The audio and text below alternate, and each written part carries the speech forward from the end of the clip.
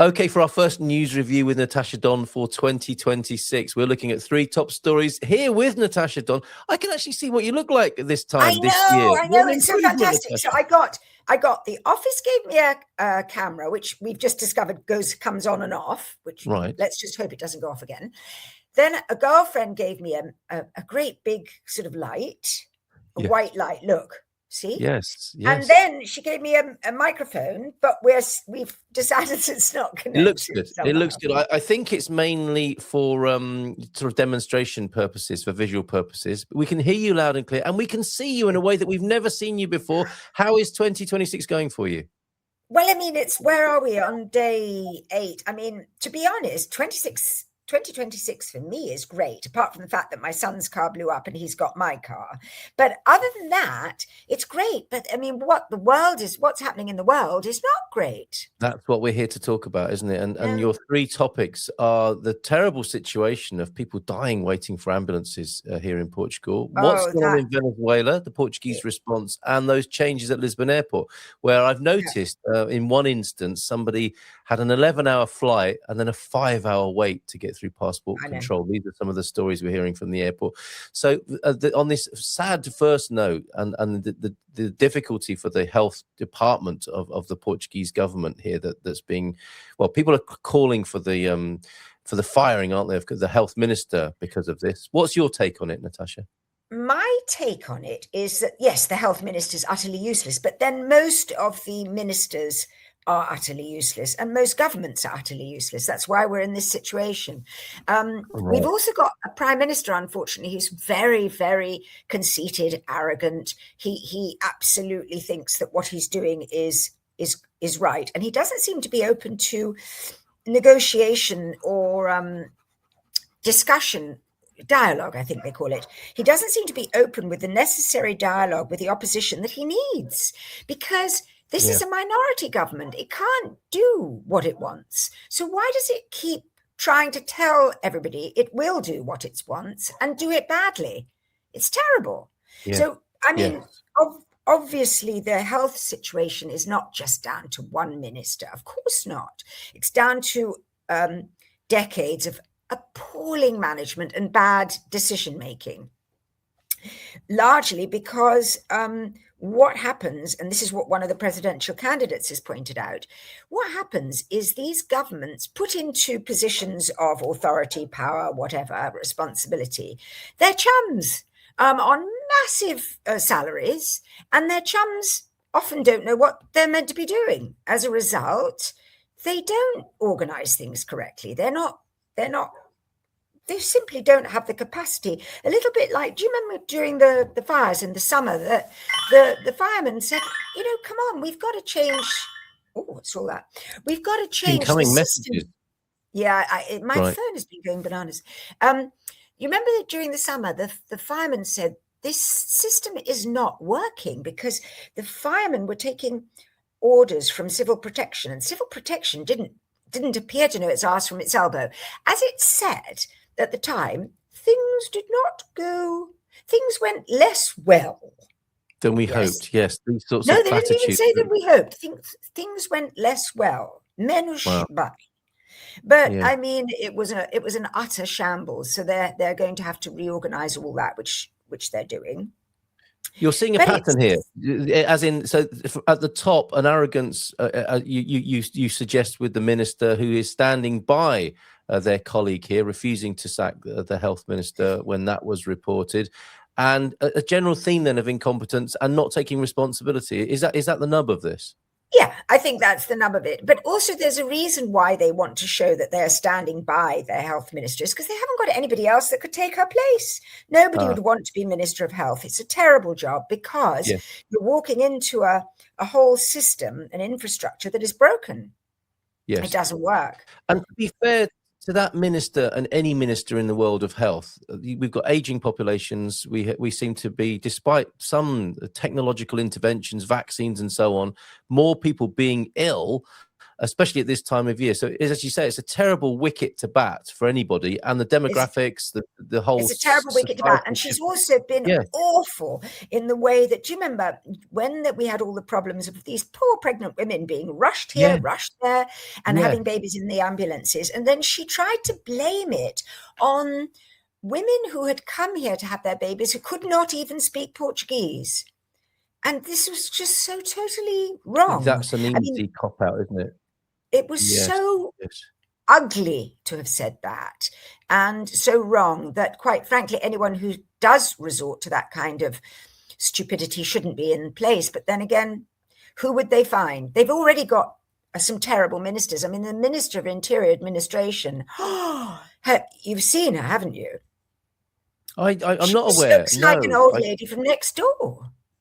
Right. Okay. That's not necessarily a bad thing, but she looks overwhelmed. I mean, I put it this way: she looks like if you just said to the old lady, you knocked on the door of the old lady from next door, instead of saying, "Do you have any garlic?" you said, "Listen, could you run the Ministry of Interior Administration?" And she'd go, oh, and that's basically the look on this woman's face. Shut the door.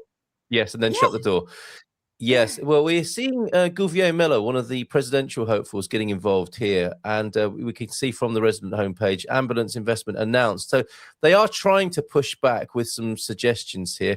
However, he says, probably quite rightly, the elephant in the room addressing this, the Portuguese have been told that the largest investment ever in health has been made, but none of this has worked so far. This also is a familiar global pattern, isn't it? As such, you just can't throw money at a problem.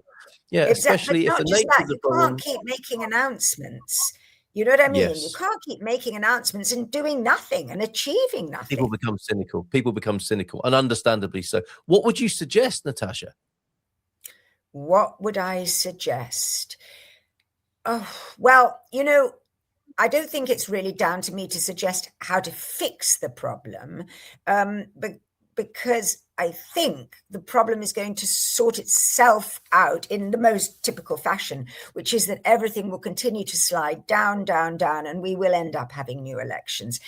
I don't agree with all this. We have another 3.5 years in power. I can't see how this government can continue. It's doing so badly. I mean, it keeps making these marvelous announcements. Yes. But it's not producing anything, and everybody's angry with it.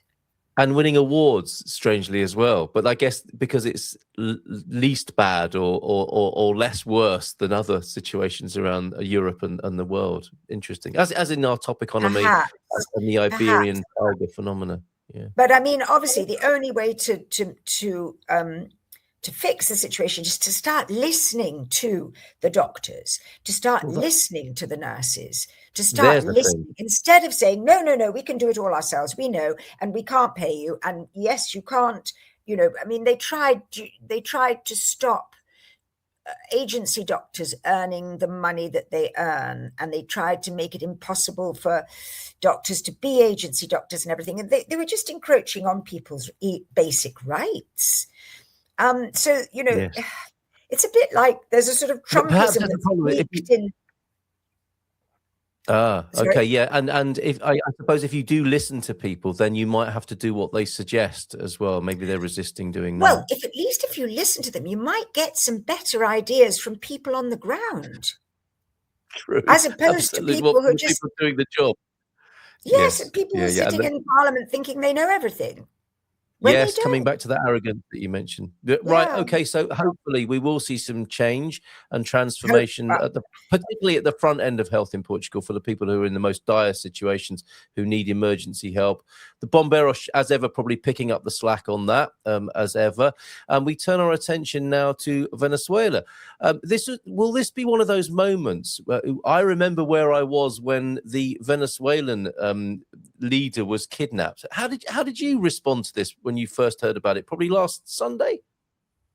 When I just thought things were getting very bizarre, because I thought, well, what next? What are they going to do next? And what they've done appears to be ridiculous. They've left the regime in place. The regime is going around all the villages. People are going around on motorbikes in the villages, sort of squads of thugs, to make sure people are not happy or celebrating that Maduro's gone. There is no freedom. It is the Americans haven't made anything better for the Venezuelan people. They just got their man, who they can now take through the legal system in America, and they think they've got their oil. Yes. But they've kept the regime in place. So how it's going to work, it doesn't seem to have been very well worked out. Yes, and some might say that's not an unusual American foreign policy move, is it, to disrupt things, but then not be able to manage them very well afterwards? Exactly. But I think that Congress, or whatever goes on in America, I think they've passed something to say that the administration can't lead another strike into Venezuela without getting permission. Yes, which because at least it wasn't sanctioned, was it? It wasn't supported by Congress or NATO. It was a sort of unilateral decision of Trump. Nobody knew about it. Nobody at all. Do you remember? They said they didn't want to tell anyone in case there were leaks. That's an interesting way of approaching it, isn't it? Yes. And what's been the Portuguese response then, given that here we are in Portugal, and it's always interesting to see how Portugal reacts in terms of the top brass of our political landscape, and often they have to take on board a kind of a nod towards the European angle on it as well, don't they? The EU or European Commission angle on this. How is that looking? Can you translate that for us?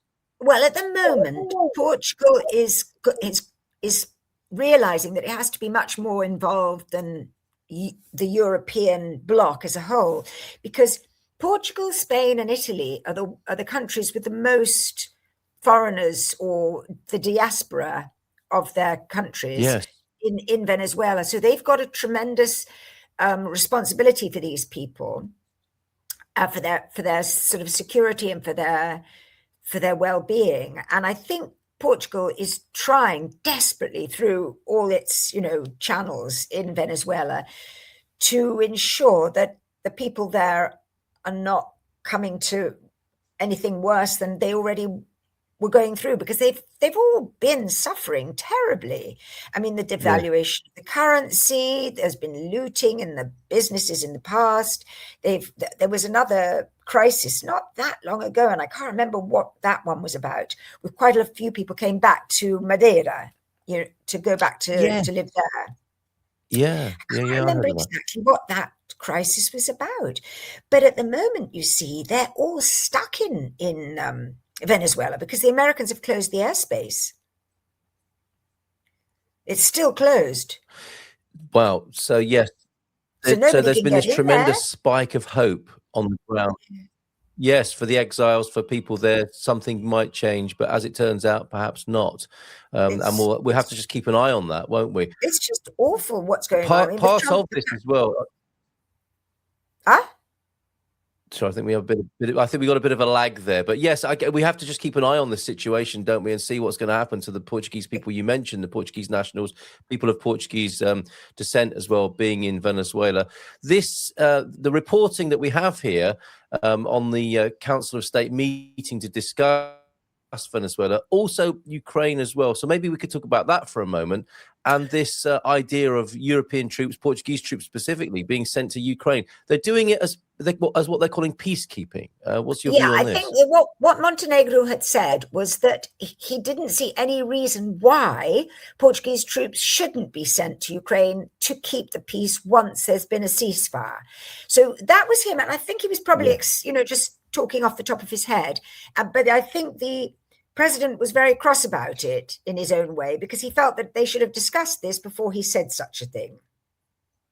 So I think that's one of the reasons why he decided to hold a Council of State. Only one of the reasons why he decided to hold a Council of State in the middle of the presidential elections, which is sort of kind of put people into a spin, because why have a Council of State, 9 days from the elections?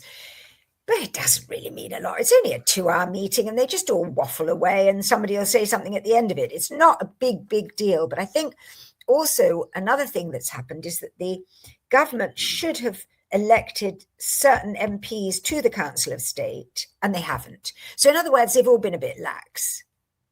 Right. Okay. And But the best political outcome presumably would have for it to have been looking like they're talking about it, but not being too controversial, as may have happened here with this. Exactly. I mean, I think Right. that there's a lot of feeling. You see, again, Montenegro made a statement. Portuguese troops could be there in peacekeeping time, but again, he didn't consult anyone in government.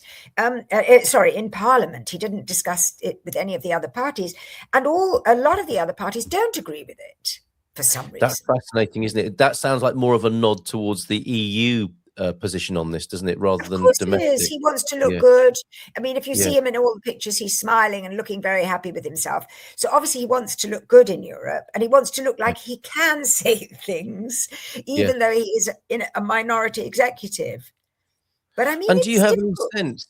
Do you have any sense of within the Portuguese population and military, how people feel about that? You know, I know in my native UK, people don't want many people don't want their children sent to a conflict with Russia. Is it a similar sort of feeling here in Portugal?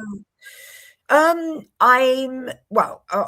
sure the people that are in the army are ready for it. It's just that we've only got, I don't know how many, but it's not a big army, is it? I mean, when you think that the British army wouldn't fill a football stadium, the Portuguese army might not fill the changing room. Yeah, exactly. Thank you for an easy to understand metaphor there. Right, we'll move to a different front line now. I mean, it's good in a way to be laughing about it, but what a terrible, terrifying situation that is, both for Portuguese. I know, but remember, we're talking about peacekeeping troops. Let's hope we can keep it that way, and that but it won't. You see, the thing is, Russia's already said it won't accept them. Yep. And we're nowhere near a ceasefire. I mean, Russia just sent a ballistic missile in to Kiev yesterday, and it's doing this horrible thing where it sends a missile in, and then the people rush to help people in the rubble, and then they send another missile straight in on top of them. It's just barbaric what's going on. Indeed. Again, something we have to keep an eye on and see how things emerge. Well, you and I keeping an eye on it isn't going to make any difference, is it? That's the sad thing. Yes. I don't know what else we can do. You make a very interesting point. You know, in some ways, I mean, this is not within your job description, of course. But that's your job to keep an eye on these things, isn't it? And as human beings, we look to see, what's going on because of our fears and concerns. And you could be forgiven for not wanting to look at it with I've got this great girlfriend I see for coffee. Not today, obviously, because we're chatting, but I see this great girlfriend, and sometimes she says, well, there's nothing you or I can do about it, so I prefer not to think about it. And I can see her point. And I said, well, I have to think about it. Yes. But I mean, there are so many people that don't even listen to the news anymore. And my youngest son and his wife, they really do not. And she said to me, this is a few months ago, because I got quite irritated, bless her. She said, I mentioned something about Ukraine. She said, Ukraine, is that war still going on? And I thought, wow. She's so sweet. No, but she's so lovely. She lives in her own beautiful world. She doesn't do social media, nothing like that. And there are more and more young people like that. Very interesting. Very interesting. It's left to us, Natasha. It's left to us to keep taking a look. Right. Finally, then today, a different front line, and certainly not a war-like or military situation. Although still quite a lot of anger and challenge on this front line, where people are arriving into Portugal to Lisbon airport and waiting for hours to be processed. It's pretty disgraceful, isn't it, the way people are being handled and treated here? Well, it was until sometime last week, Friday, because they've disconnected from the European thing. So obviously Europe's all in a huff, saying it was got nothing to do with our system why it wasn't working. Of course, it was all to do with their system why it wasn't working. So what they've done is they suspended the European enter-exit system. EES, I think it's called EES, entry-exit system. Yeah. So what's happening is people are being processed just as they used to be, which was perfectly adequate for us. And what they're not doing is taking the I call it biodegradable data, biometric data. If only. only it were They're not biodegradable asking people data. for a stool sample. That might be why it was taking so long. Not yet. Not yet. Right. So basically, Who knows? they're not taking the biometric data, and the queues now are fine. Everything is going well. And everyone is delighted, except for, of course, people who don't want to be delighted, because there's so many of them that hate anything that makes things easier, as well as loving everything that makes things difficult. So a lot of people in Parliament have said, oh, but we're now at terrible risk. No, we're not at risk. This is exactly what we've been doing for, decades, stamping passports and saying, have a nice trip. And it was working. Have a nice holiday. Yes. Yes, well, this is a sort of welcome. It seems to have reverted back to the police taking care largely of the border, which always seemed to work in the past. And it is interesting to me, at least, that we have these terrible crises in the health front line that we've talked about, that we started with, the Venezuelan situation. Did the Portuguese send troops to Ukraine? And then something like this, which is just a bureaucratic matter that went horribly wrong. You'd think this wouldn't be a priority if it was working. Well, I'll tell you what I think it is. And I think there's a lot behind this. It's not really, the European Commission is probably right. It's not really down to the taking of biometric data. What it's much more down to, and we don't really go into this. I think I've gone into it in one thing, but I think what this is all about is about ANA Airports Authority. Now, ANA Airports Authority have for the last decade allowed 16 booths for people coming into the country for them to be processed and 14 to go out. But over the last decade, the number of people coming in and going out has mushroomed. I don't know the proportion that it's increased, but we're getting every year, aren't we, how many more tourists we get? Yeah? So what's happened is they haven't allowed the number of processing booths to increase to take the increased number of passengers. And I think there's a reason why they've done this. They obviously want Lisbon Airport to be able to expand. And the government has said, yes, we're going to build an airport in Alcochete. But of course, it'll take on the other side of the water. Ages. It'll take ages. And I think what Anna's doing is pushing and pushing and pushing to get Montijo back into the picture. In fact, I did a story the other day, and I can't remember. I write so much in the way of basic nonsense that I can't remember the detail. I mean, I can't remember the title, but basically it was a bunch of tourism, I think, agencies and businessmen who were also saying, oh, well, wouldn't it be nice if we had Montijo, and then we could just use Montijo for the Schengen people, and then we could just process the non-Schengen people in. So they're trying to push Montijo again. Now, the thing with that is it is so utterly disgraceful, if that is really the plan, because Montijo was rejected on the basis that it would impact the people who live around Montijo health-wise appallingly, when these people are already being badly impacted with nanoparticles that are so small, they're like even finer than a hair, and they're all going into their bodies. They're saying it's impacting from the brains of where are these unborn children. Where are these particles coming from? Where are these? They're coming from the aircraft. Okay. And so this is the people that are around Lisbon Airport are being horrendously impacted already by the number of flights and the pollution.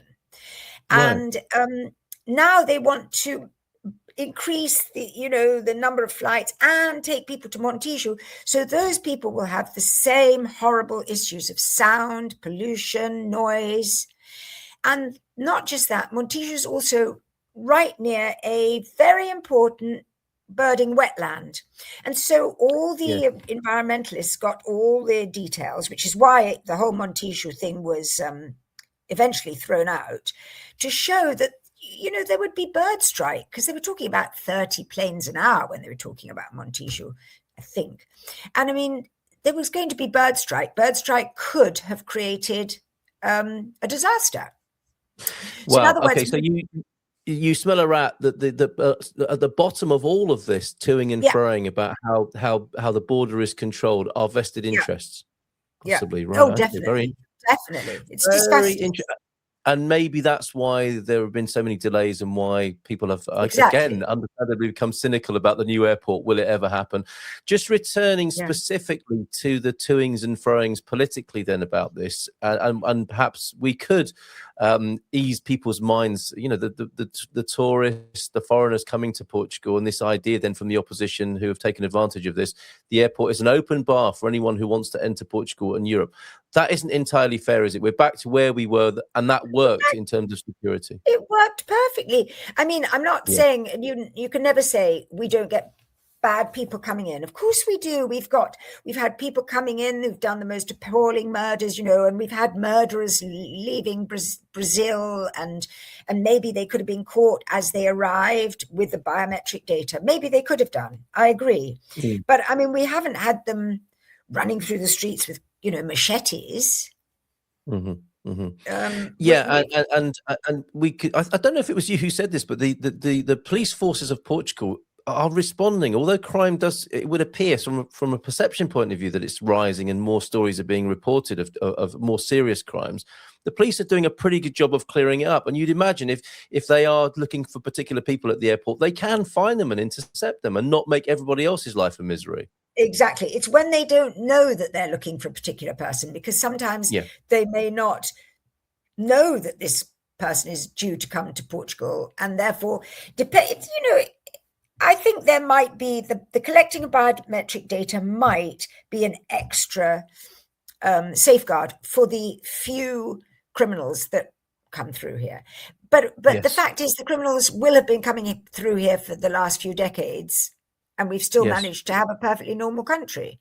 And we should, and it's important, isn't it, to take on board the well-being of all the others who might be affected, which we don't often do. What's the point of making this a miserable place to arrive at just for the sake of potentially a serial killer from Brazil? One serial killer, and all these people.